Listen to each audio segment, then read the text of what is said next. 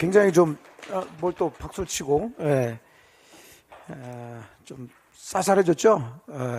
오히려 겨울에 춘 것보다 이럴 때 추는 게 더 좀 위험하니까 건강 조심하시고. 아유, 이렇게 환절기에 많이들 가셔.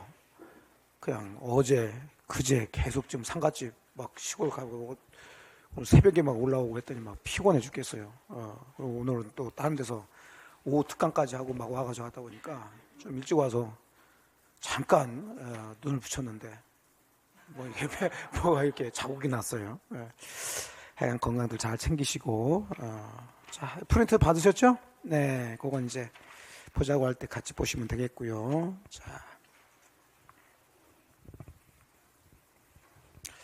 자, 교재 335페이지에 자, 오늘하고 다음 주에서 이제 아마 마무리 될 것 같은데, 계약법 청론에 이제 제3자를 위한 계약 있죠.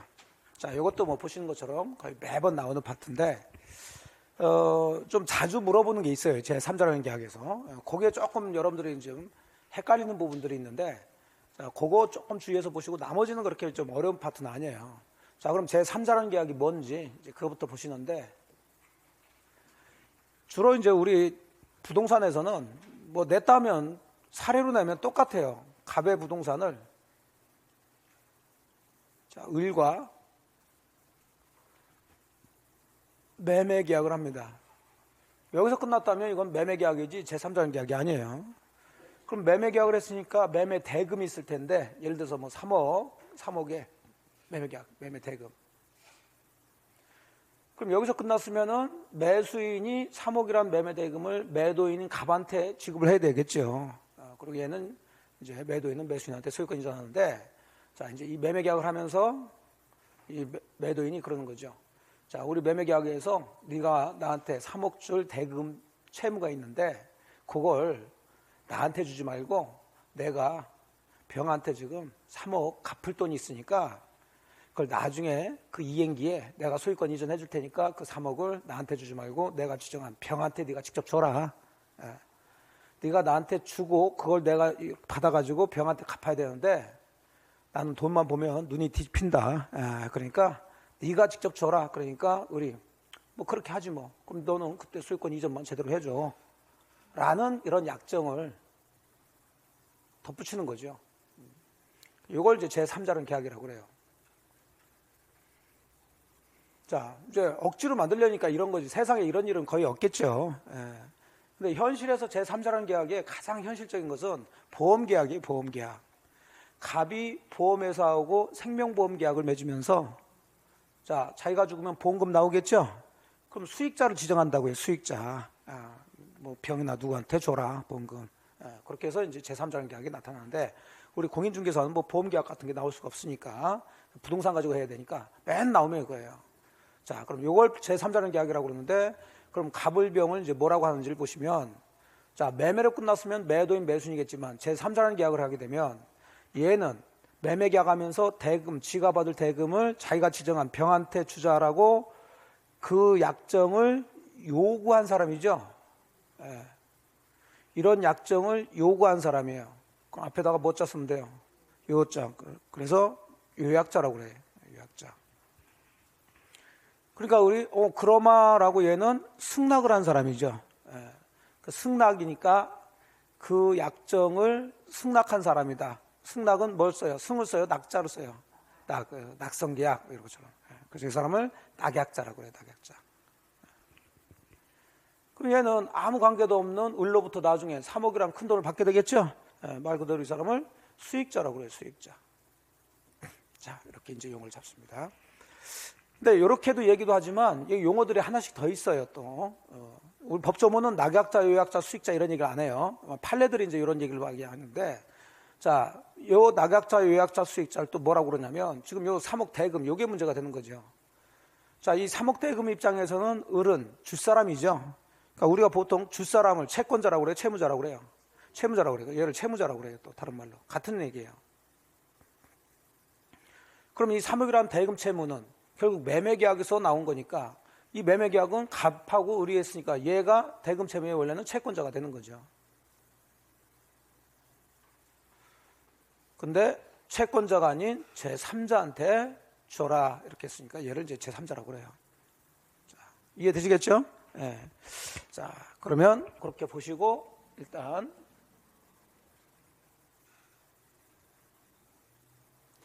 제3자라는 계약 의의를 보시게 되면 예를 들어 뭐 앞에 건 볼 필요 없어요. 갑을 간 계약으로 갑이 을에 대해서 그 부동산 소유권 이전하는 채무를 지고 을이 그 대가로서 지급하는 대금을 직접 병안에 대해서 부담하는 경우. 자, 그림제 그걸 문장으로 얘기했고요. 그래서 갑을 이제 요약자라고 그러고, 자, 채권자라고도 한다. 을을 낙약자로 한다. 채무자라고도 한다. 병을 수익자로 하는데 이런 제3자라고 하죠.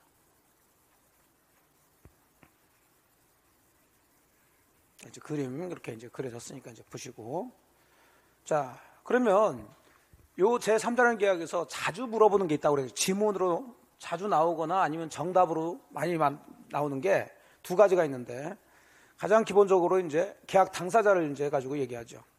자, 계약 당사자, 제3자라는 계약의 당사자. 당연히 갑을병 중에 누구하고 누구예요? 갑과 을, 요약자하고 낙약자가 계약 당사자예요. 제3자는 계약 당사자가 아니야. 근데 계약 당사자를 단순히 찾아봐라 그런 문제가 아니에요. 뭐 그렇게도 나오기도 했어요. 제3자 계약을 그냥 문장으로 얘기했을 때 계약의 당사자는 요약자, 낙약자, 수익자다. 틀린 지문이죠. 근데 사실 그걸 물어보려고 한 게 아니라 여기서 계약 당사자를 찾는 이유가 계약 당사자만이 할 수 있는 게 있다고요. 계약 당사자만이.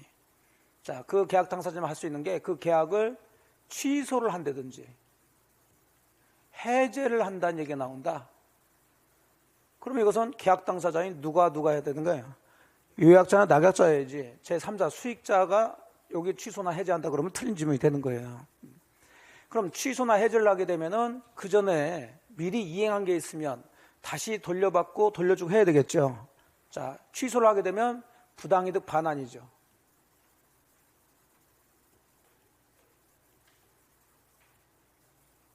부당이득은 뭐 안 쓰고 그냥 반환 이런 얘기 나온다거나, 원상회복, 해지를 하게 되면 좀 이따 보시겠죠. 원상회복.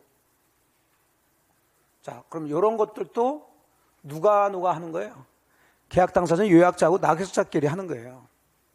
그러니까 지문에서 뭐 취소할 수 있다 없다, 해제할 수 있다 없다, 부당이득 반환, 부당이득 빼버리고 뭐 반환 청구할 수 있다 없다, 원상회복 뭐 이런 얘기가 나오면 주어를 찾아서 얘들을 보셔야 돼요.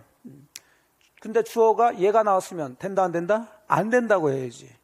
또는 상대방이 얘 수익자를 상대로 해서 뭐 반환 청구 이렇게 하면 안 돼요. 얘는 계약 당사자가 아니니까.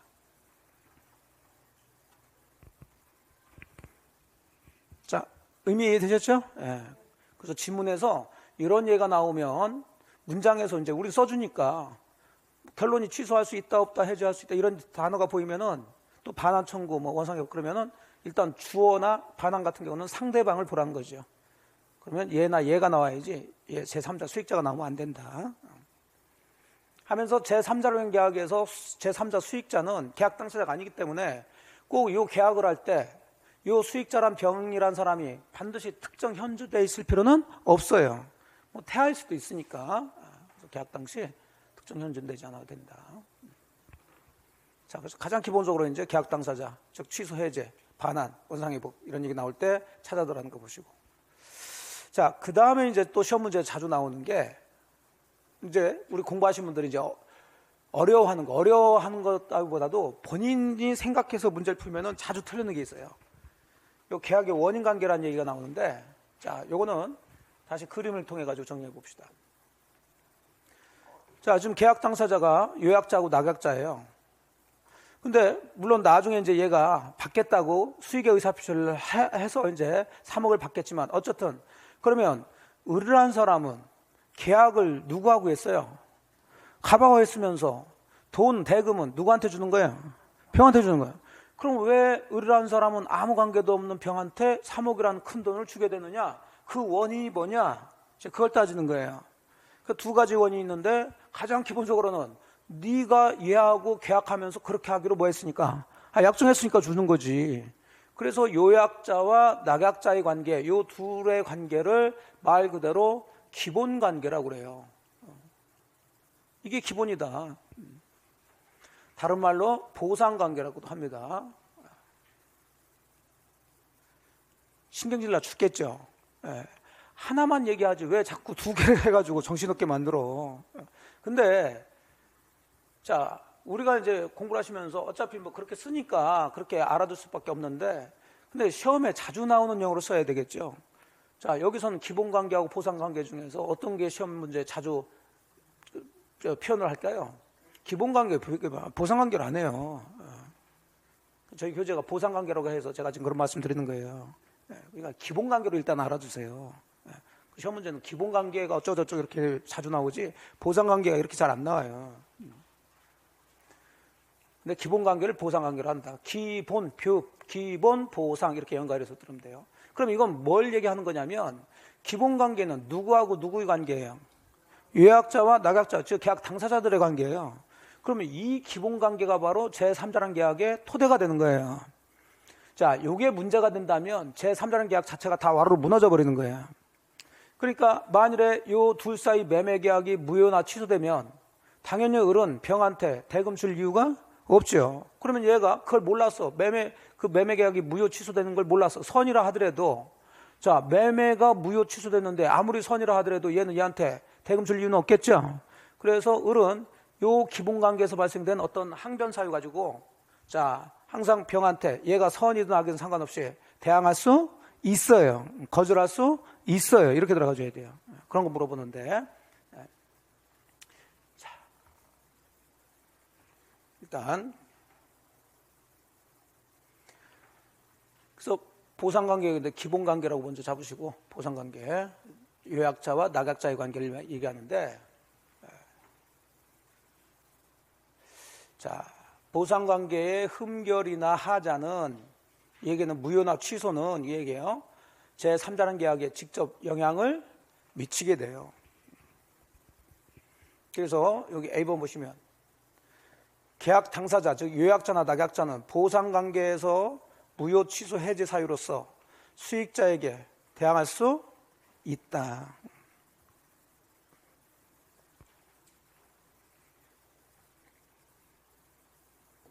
자, 그 다음 이제 두 번째.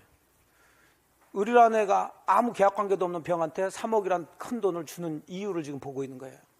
첫 번째는 요약자하고 그렇게 하기로 약정했기 때문에 주게 되면서 이걸 기본관계로 한다. 그러면 왜 너는 네가 받을 3억이란 큰 돈을 왜 병한테 주라고 을한테 요구하느냐? 그러면 얘와 얘 관계도 뭔가 있으니까 지가 받을 3억을 병한테 주라고 하겠죠. 뭐 아까처럼 갑이 병한테 3억 갚을 돈이 있다든지, 아니면 3억을 증여를 하기로 했다든지, 그 여러 가지가 있을 텐데, 이 요약자와 수익자의 관계를 뭐라고 그러냐면 이걸 대가관계라고 그래요. 뭐라 한다고요? 대가관계라고. 대가관계. 그럼 이 대가관계는 단순히 요약자와 수익자의 관계지 제3자라는 계약과는 아무 관계가 없어요. 아무 관계가 없다고. 그게 무슨 얘기냐면, 지금 제가 설명은 갑이 병한테 3억 갚을 채무가 있으니까 돈 갚을 게 있는데 그 3억을 직접 네가 주자라고 요청해가지고 이런 제3자라는 계약을 했는데, 자, 근데 나중에 알고 봤더니 그 3억 갚을 빚이 없더란 얘기 사실은. 자, 그렇다고 해서 제3자라는 계약도 같이 무효가 되나요? 아니요. 이건 그대로 남아있어요. 그러니까 을이, 낙약자가 보니까 니들 사이 보니까는 얘가 병한테 3억 갚을 빚이 없네. 자, 그래서 나도 너한테 3억 못 주겠다. 이렇게 할 수 있어요, 없어요? 없어요. 즉 여기서 발생된 어떤 하자나 이런 항변사유, 무효, 뭐 또 부존재, 뭐 이런 걸 가지고 낙약자는 수익자에게 대항할 수 없어요.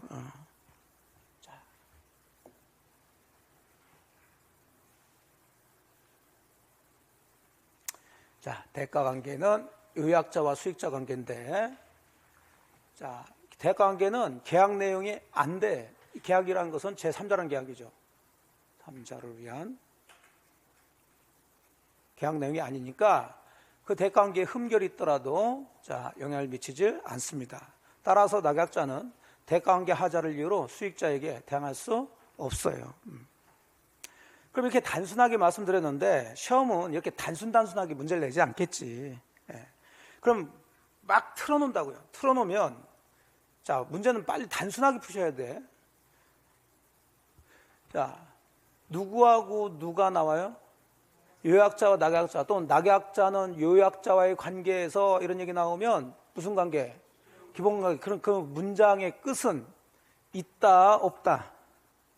있다로 들어가줘야 돼요. 대항할 수 있다, 거절할 수 있다, 항변할 수 있다, 이렇게 들어가줘야 돼요. 근데 이걸 생각을 하시면 여러분들이 좀 아예 차라리 공부를 안 했으면 괜찮은데 공부 좀 했다고 생각하면 엉뚱한 데로 가요. 이게. 그러니까 아예 그냥 그렇게 공식처럼 잡아두시라고요. 자, 예를 들어서 보세요. 요 매매 계약을 했는데 그럼 매매 계약은 누구하고 누가 한 거예요? 요약자와 낙약자. 무슨 관계예요? 기본 관계죠.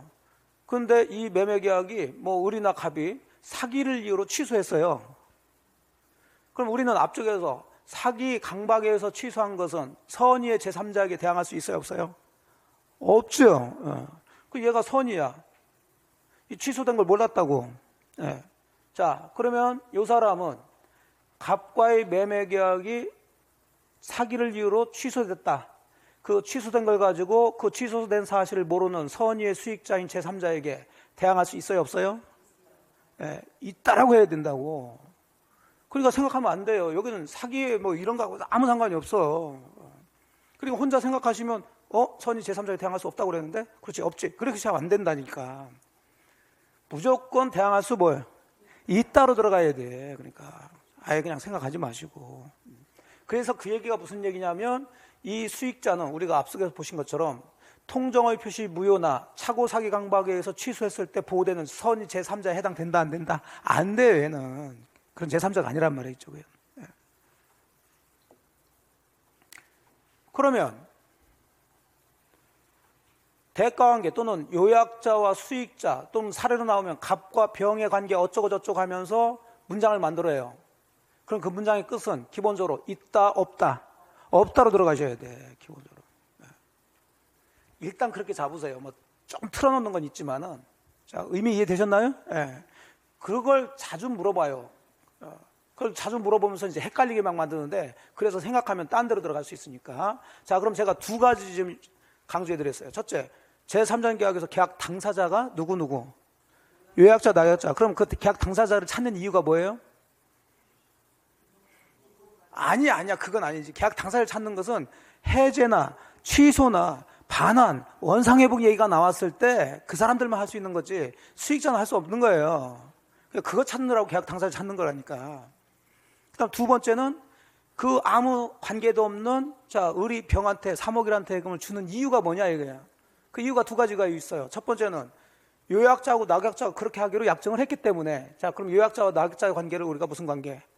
기본 관계. 그럼 그건 제3자라는 계약의 내용이 된단 말이에요.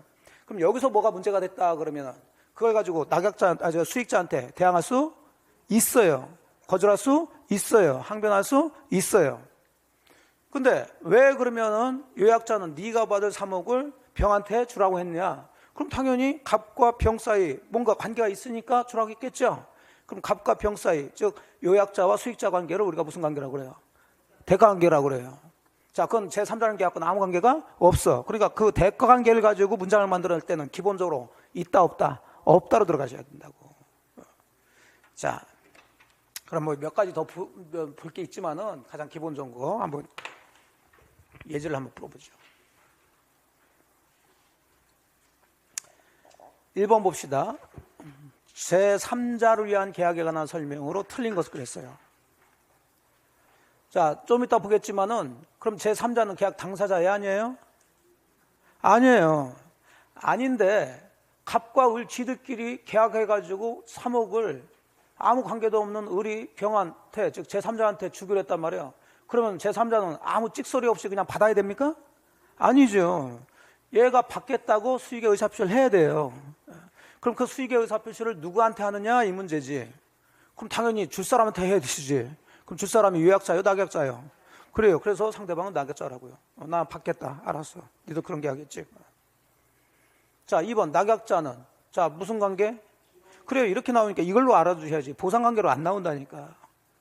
자, 기본관계에 대한 항변으로 어쩌고 제3자에게 대항할 수 있냐 없냐 물어봤어요. 무조건 있다라고 해야 된다니까. 이게 틀린 질문이 되는 거예요.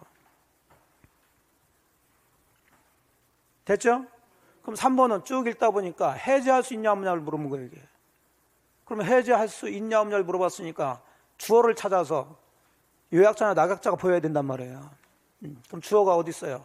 요약자는 이렇게 돼 있잖아요. 그러면 당연히 요약자는 계약 당사자니까 수익자의 동의 없이도 계약을 해제할 수 있다. 당연한 얘기죠. 자, 4번은 원상회복 청권이라는 얘기가 나오잖아요. 이것도 역시 계약 당사자를 찾으라는 얘기예요. 그러면 주어를 보니까 누가?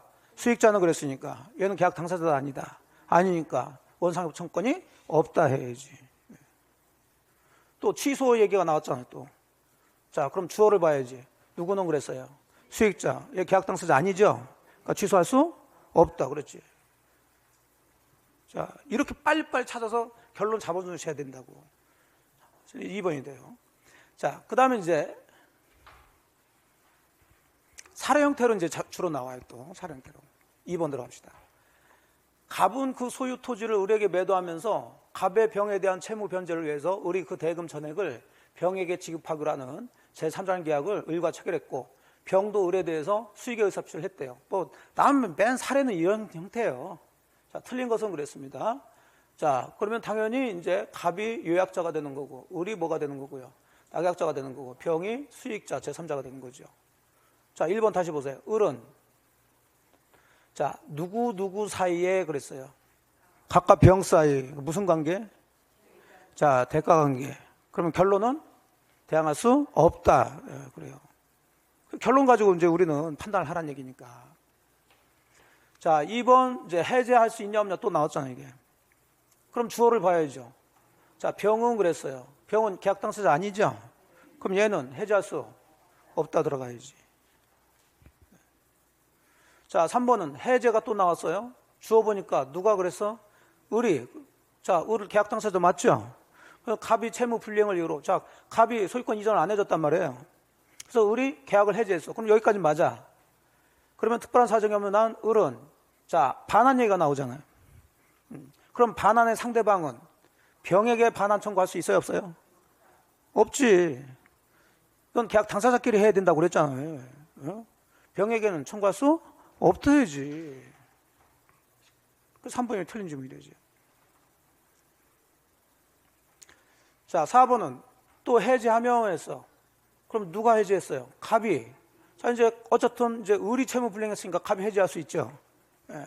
자, 이럴 때 병은 해제는 못하지만 원래 그럼 받기로 한 3억을 못 받게 되는 거죠. 그래서 손해배상 청구할 수는 있어요. 이거는 계약 당사자하고 상관이 없이 손해난 사람이 청구할 수 있으니까 나중에 보실 때요. 자, 5번 해제할 수 있냐 없냐 물어봤어. 주어를 봐. 누가 그랬어요? 갑은 그랬죠. 그럼 갑은 계약 당사자 맞나요? 맞죠. 그러니까 병의 동의 없이도 을의 채무 불이행으로 계약을 해제할 수 있다. 맞는 얘기 되죠. 그래서 3번이 정답이 되는 거예요. 그래서 주로 출제자들은 이제 그런 것들을 많이, 물론 그 외의 것도 물어보긴 하는데 가장 제3자 계약에서 자주 물어보는 것들이 이 두 가지를 가지고 질문을 많이 만들어낸다고요. 자, 됐죠? 네.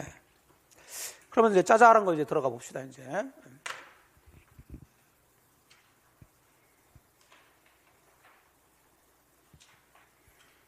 자, 337페이지에 자, 제3자는 계약 당사자 아니에요.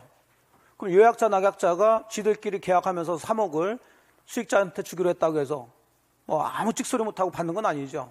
자, 제3자는 좀 전에 본 것처럼 누구에 대해서, 낙약자에 대해서 나 받겠다라는 의사표시, 즉 수익의 의사표시를 함으로써 이제 권리가 발생이 되는 거예요.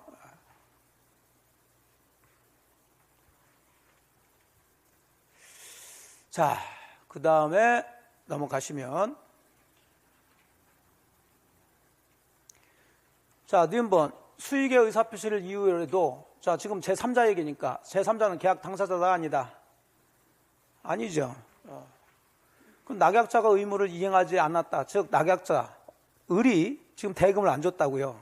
그렇다고 지가 해제하거나 원상회복 요구하는 것은 허용된다 안 된다? 안 된다.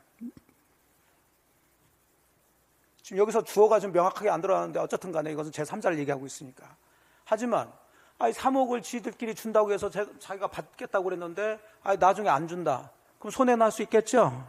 그러면 뭐는 청구할 수 있어요? 손해 청구할 수 있죠.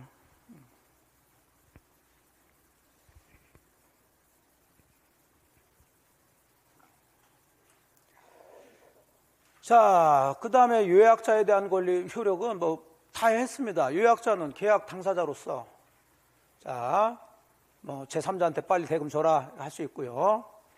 그 다음에 뭐 딴 거 큰 문제 없고 해지할 수 있다 다 아까 다 보셨고, 낙약자도 마찬가지. 낙약자도 계약 당사자죠. 여기 같이 낙약자 같은 경우 요약자와의 보상관계에 기한 것이므로 낙약자는 요약자의 보상관계의 항변으로, 자, 자꾸 보상관계를 썼는데, 자, 시험을 보니까 무슨 관계로 많이 얘기해요? 기본관계. 제3자에게 대항할 수 있다. 그리고 이게 뭐 하나가 좀 더 있어야 되는데, 하나만 그냥 말로 얘기할게요.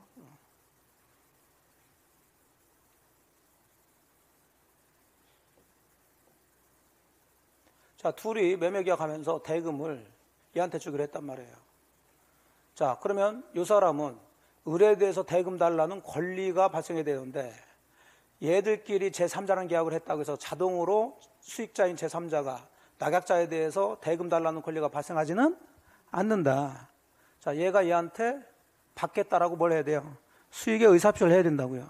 그럼 반대로 얘는 어쨌든 대금을 누군가한테는 줘야 돼요? 안 줘야 돼요? 줘야죠.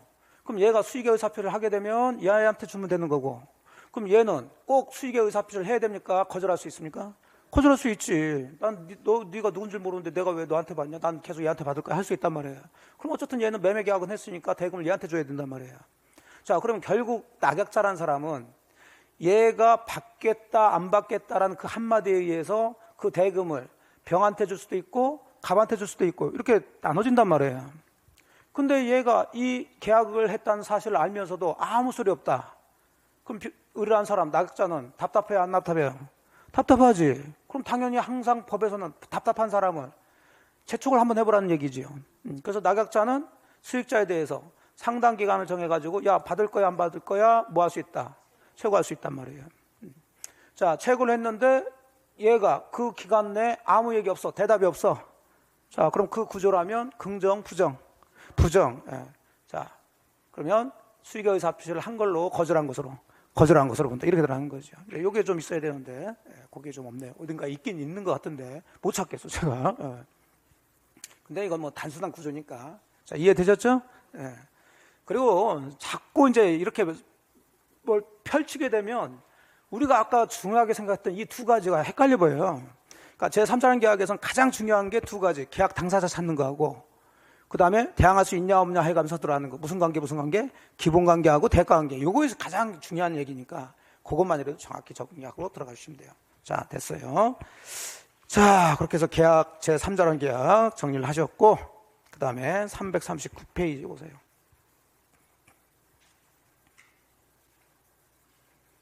자, 이제 계약법 총론의 마지막. 자, 계약법 총론은 계약의 일생을 설명한다고 그랬어요. 계약이 어떻게 성립했는지, 사람 출생하는 거나 마찬가지죠.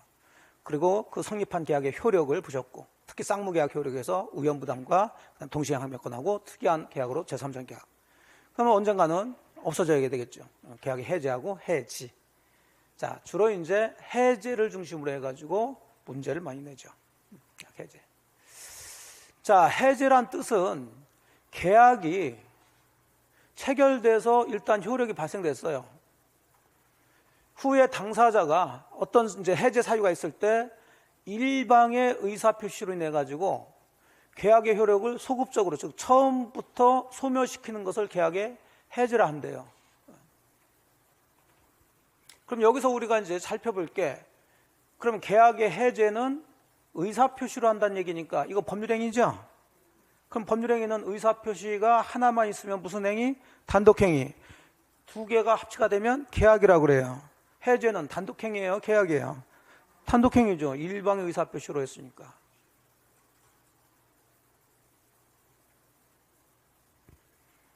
그러면 멀쩡한 계약을, 그럼 계약은 혼자 해요? 쌍방이 하는 거야? 쌍방이 계약을 했다가 나중에 계약 당사자 중 한쪽이 일방적으로 그 계약을 없애버리는 거죠. 그러면 없앨 수 있는 권리가 있어야 되겠지.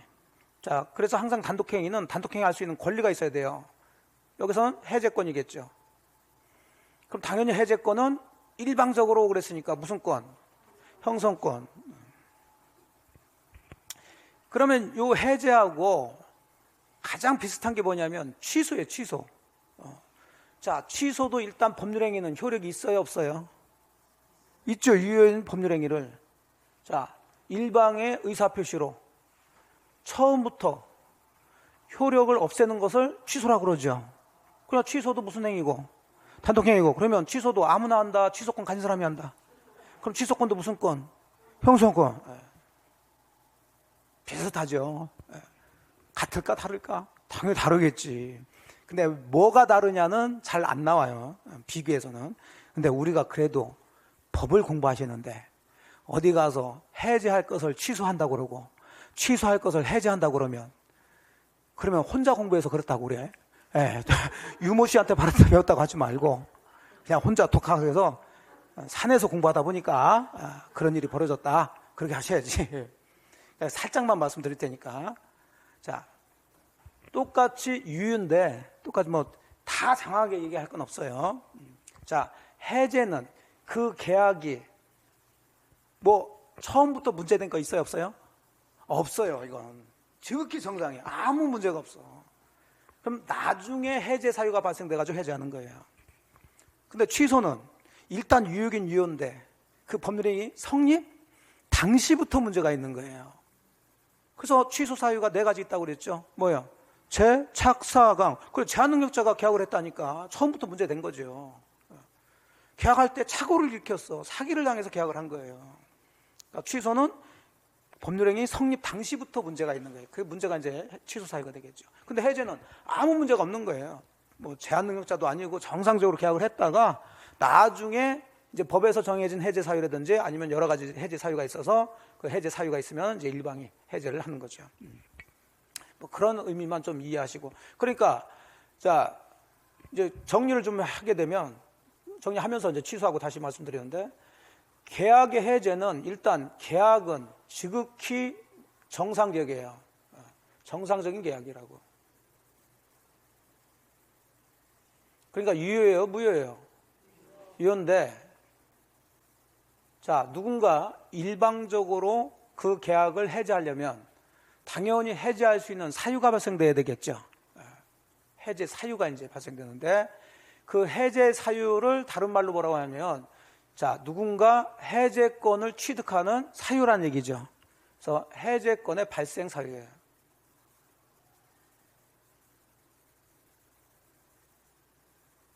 그래야지 해제를 하는 거지. 그러면 해제 사유가 있어서 누군가 해제권을 취득했으면, 자, 그 사람이 해제권을 행사하는 것을 해제라고 그래요. 그럼 해제는 가만히 있는다, 의사표시를 해야 된다. 의사표시예요. 그래서 해제는, 모든 해제는 의사표시를 해야 돼요. 의사표시. 자, 이걸 다른 말로 해제권 행사 이렇게 얘기합니다. 자, 이런 구조에서 천천히 이제 들어가시면 돼요. 자, 그럼 여기서부터 이제 또 취소하고 다른데, 그러면 해제할 사유는 계약할 때부터 발생되는 게 아니라 계약 이후에 발생하는 거죠. 취소는 뭐 할 때부터? 계약할 때 처음부터 제한능력자가 계약을 한 거예요. 자, 근데 또 차이 나는 게 해제 사유, 즉 해제권이 발생될 사유는 크게 2가지예요. 법에 정해놓은 게 있어요. 법에 정해놓은 걸 줄이면 어떻게 해요? 법정이죠. 그러면 해제권도 무슨 해제권? 법정 해제권이라는 게 있어요. 그러면 법정 해제권 가진 사람이 그 해제권을 행사하는 것을 해제 중에 무슨 해제를 하느냐? 법정 해제라고 그래요. 그런데 해제 사유가 꼭 법에 정해진 사유만이 해제 사유로 인정되는 게 아니라, 지들끼리 계약을 하면서 나중에 이런 일이 있으면은 제가 일방적으로 계약을 해제하기로 합시다. 그래서 상대방도 그렇게 하시죠 라고 뭐 할 수 있어요? 약정할 수 있어요, 약정. 아니, 여러분이 예를 들어서 뭐 조금 억지지만 제 건물이 지금 있는데 뭐 공실이야. 근데 너무 좋아. 너무 좋아. 그 여러분은 지금 중개사 공부를 하시니까 합격을 하면 사무실 내야 돼. 근데 지금 너무 싸고 좋은 곳에 지금 공실 건물이 있어요. 근데 여러분이 합격할 때까지 그냥 기다리다 보면 그 남아있겠어요? 누가 채가겠어요? 채가지. 그러니까 여러분이 저하고 현재 매매 계약을 맺는다고요. 자, 매매 계약을 맺는데 여러분이 지금 그 건물을 사는 이유가 거기다 사무실을 오픈하려고 그러죠? 그 사무실을 오픈하려면 뭘 해야 돼요? 합격을 해야지. 물론 여러분들은 당연히 다 합격하겠지만 그래도 어쩔 줄 모르니까 건물을 저하고 매매 계약하면서 뭐라고 그러는 거예요? 제가 이 건물에다가 이제 사무실 내려고 그러는데 제가 합격을 할 건데 만에 하나 제가 합격을 하지 못하면 이 매매 계약을 여러분이 일방적으로 해제하기로 합시다. 그렇게 저한테 요청해서 저도 빨리 팔아야 되니까 뭐 그렇게 하시죠 라고 약정했단 말이에요. 그럼 매매 계약은 맺었어요, 안 맺었어요? 맺어지면서 나중에 여러분이 불합격하면 이 계약을 여러분이 일방적으로 해제하기로 저하고 약정을 했죠. 그래서 나중에 시험을 봤는데 참 그런 일은 안 일어나야 되겠지만 만일에 여러분이 합격을 하지 못했다. 그럼 여러분이 이제 저와의 매매 계약을 일방적으로 해제할 수 있는 해제권을 취득하겠지. 그럼 법에 정해놓은 거예요. 저하고 약정한 거예요. 그래서 이걸 무슨 해제권이라고 그래요? 약정 해제권이라고 그래요. 그래서 여러분이 그 해제권 가지고 내가 이제 안 됐으니까 그 건물 다 필요 없네요. 그래서 일방적으로 계약을 해제할 수가 있겠죠. 안 해도 되지만 그런 해제를 뭐라고 그래요? 약정 해제라고 그래요. 그러니까 해제는 하나만 있는 게 아니라 종류가 여러 가지가 있어요. 일단 여기서 보는 것처럼 무슨 해제? 법정 해제, 그 다음에 뭐 약정 해제가 있고 나중에 보시겠지만은 지들끼리 합의에 의해서 해제할 수도 있어요. 무슨 해제? 합의 해제도 있어요. 근데 우리가 취소 배울 때 법정 취소, 약정 취소, 뭐 합의 취소 하면서 배우셨나요? 아니요. 취소는 또 하나밖에 없어요. 뭐에 의해서? 법에 의해서 정해진 것만 취소할 수 있어요. 그 법에 의해서 정해진 게 뭐? 제4강이야. 그러니까 그런 사유가 없는데 취소하겠다. 아무리 의사표시 해봐야 그건 취소가 돼요, 안 돼요? 안 돼요, 그것은. 취소하고 해제가 그런 차이점이 있어요. 의미에 되셨나요? 그러니까 오늘도 낮에 다른 데서 이제 강의하고. 근데 이게 본인 생각, 이제 법은 그런데 본인 생각이 그렇지 않거든. 그래서 이제 강의하다가 뭐 해서 이거 어떻게 하면 좋아요? 하니까 취소하면 되죠, 그래. 그러니까 본인 기분 나쁘다는 얘기지. 그러니까 막 취소한다고 그래. 뭐 취소 사유가 있어야 취소를 하는 거지. 그러니까 취소는 항상 제한 능력, 착오, 사기, 강박일 때 취소하는 거예요. 자, 되셨나요? 그러면 해제를 배우는 순서가 이렇다고요. 그럼 가장 먼저 해제권이 발생하는 사유를 보셔야 되겠지. 그리고 그 해제권 행사하는, 즉 해제 의사표시 하는 걸 보셔야 되겠지. 그러면 해제를 했으면 결과적으로는 항상 법은 결론이 효과예요. 해제의 효과.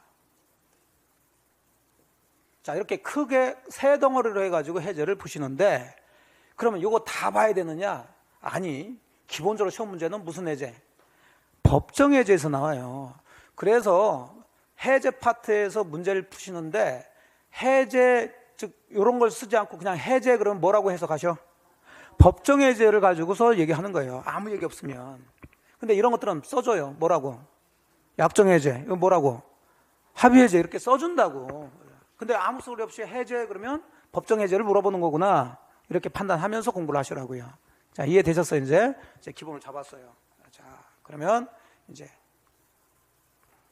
여기 했죠. 해제권의 종류에서 당사자가 미리 계약에서 해제권을 유보했다가 그에서 해제하는 무슨 해제? 약정 해제. 법률 규정에서 따라 해제는 법정 해제. 됐었어요. 구조를 잘 잡고서 들어가셔야 돼요. 그래서 해제와 구별되는 제도에서 뭐 취소니 뭐니 쭉 얘기하고 있죠. 근데 비교해서 취소하고 비교는 잘 안 나와요. 자, 뭐가 나오냐? 여기 요게 나와. 무슨 해제? 합의 해제. 이것도 마찬가지예요. 시험 문제는 이렇게 내요. 그러니까 자꾸 되도록이면 시험에 나오는 용어로 공부를 하시는 게 좋다고. 같은 얘기를 해도 여러분들 아까 기본관계, 보상관계 하는데 지금 교재가 보상관계로 많이 해서 보상관계 죽어라고 공부했는데 기본관계로 나오면 이건 뭐지? 그런단 말이에요. 이게 한 바퀴 더 돌린단 말이죠. 그러니까 되도록이면 시험에서 나오는 용어대로 공부를 하시고 하셔야 돼요. 그러니까 이걸 물어볼 때도 뭐라고 나와요? 합의 해제가 어쩌고저쩌고 이렇게 나오지 해제 계약이 어쩌고 이렇게 잘 안 나와요. 물론 이게 틀렸다는 얘기는 아니에요. 같은 얘기인데 그 나중에 이제 이것은 법정 해제하고 비교하면서 이제 공부하시면 돼요. 지금 보실 게 아니에요. 자, 그다음 넘어가시고 그럼 이제 우리는 본격적으로 무슨 해제를 중심으로 본다?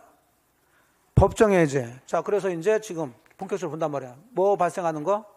해제권 발생 사유. 그럼 약정 해제권 발생 사유는 크게 볼 게 없죠. 취득기 약정해 놓으면 되니까. 자, 그러면 이제 무슨 해제권?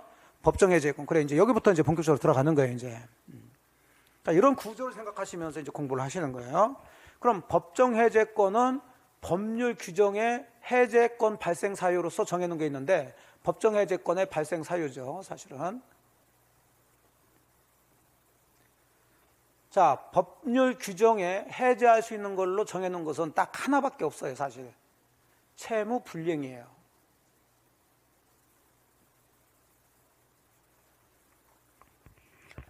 계약을 하게 되면 당연히 채권과 채무가 발생하죠.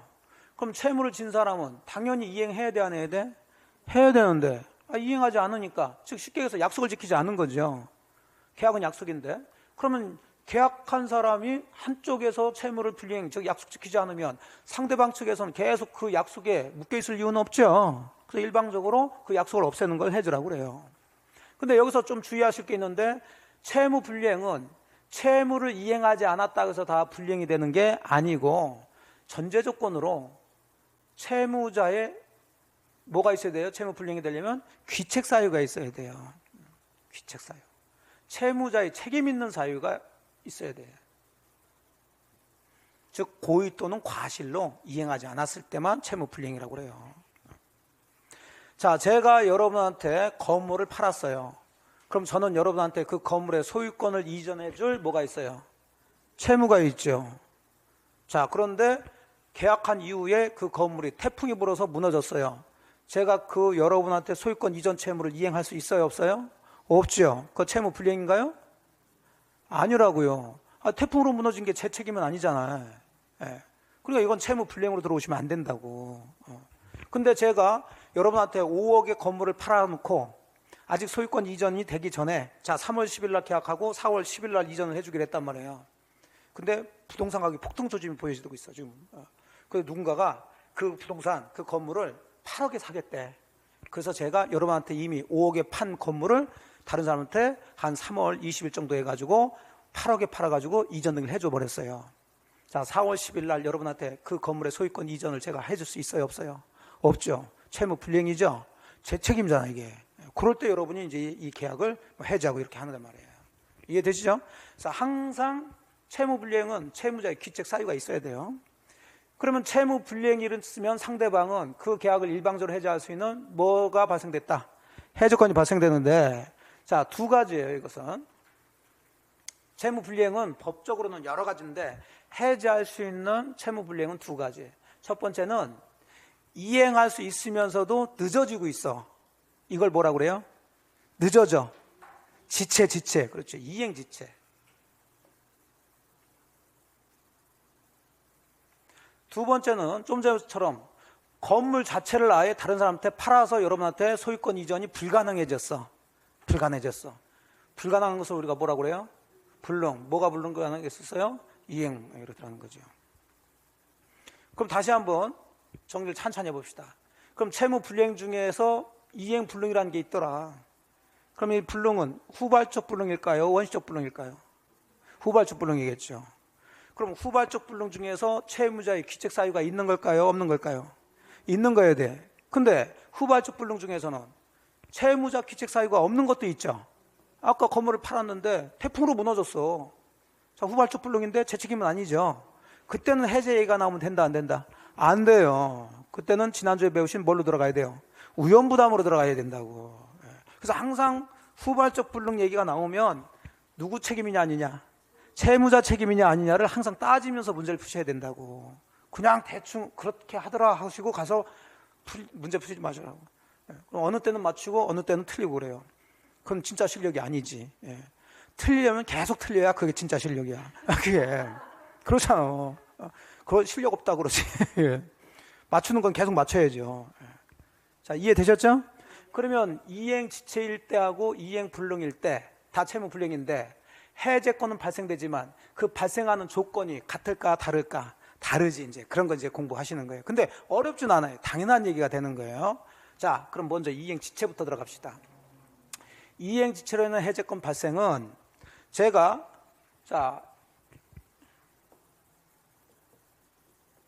매매계약 했는데 3월 10일 날 매매계약하고 4월 10일 날 소유권 이전해 주기로 했어요.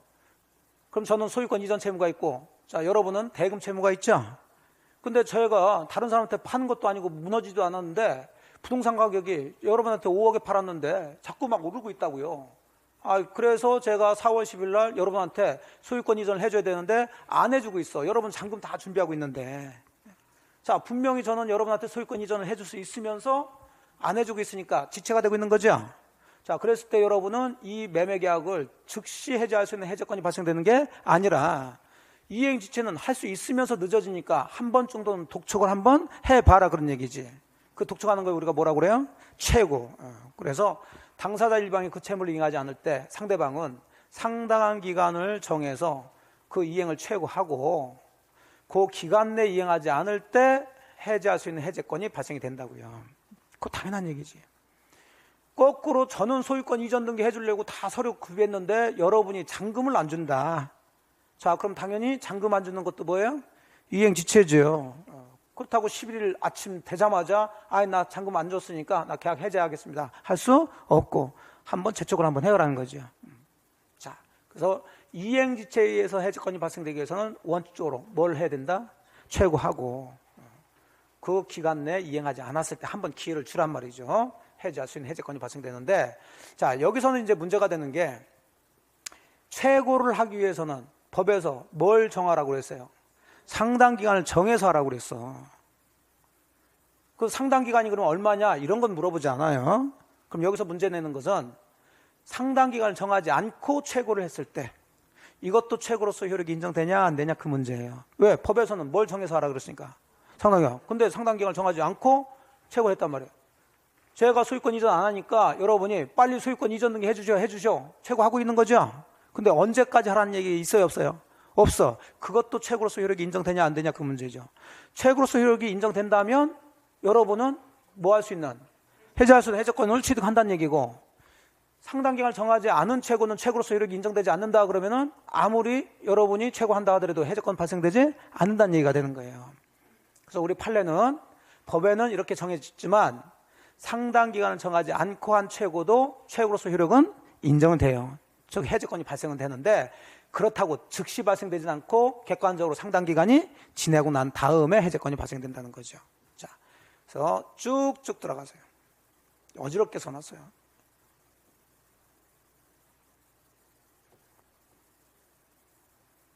자, 343페이지.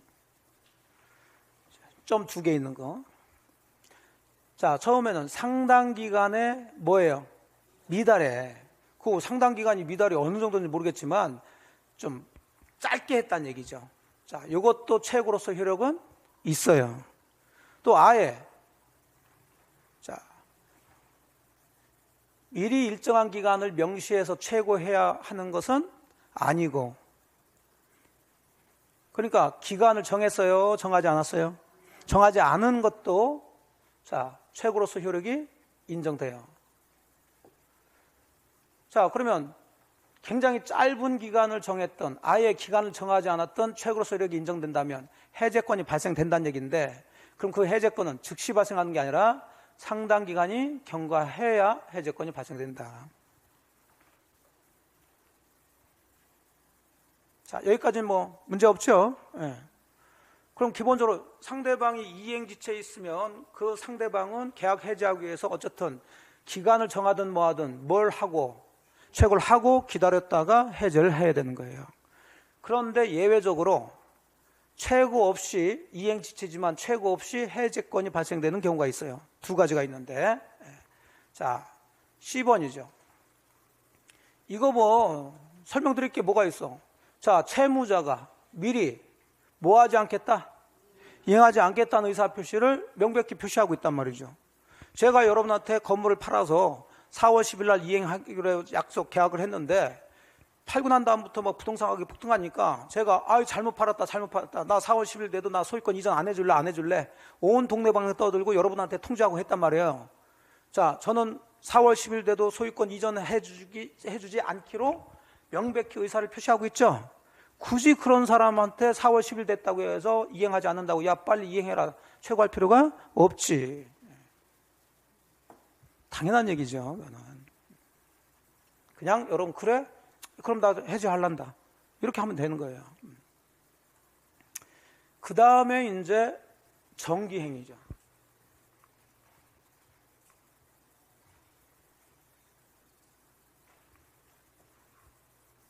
정기행위.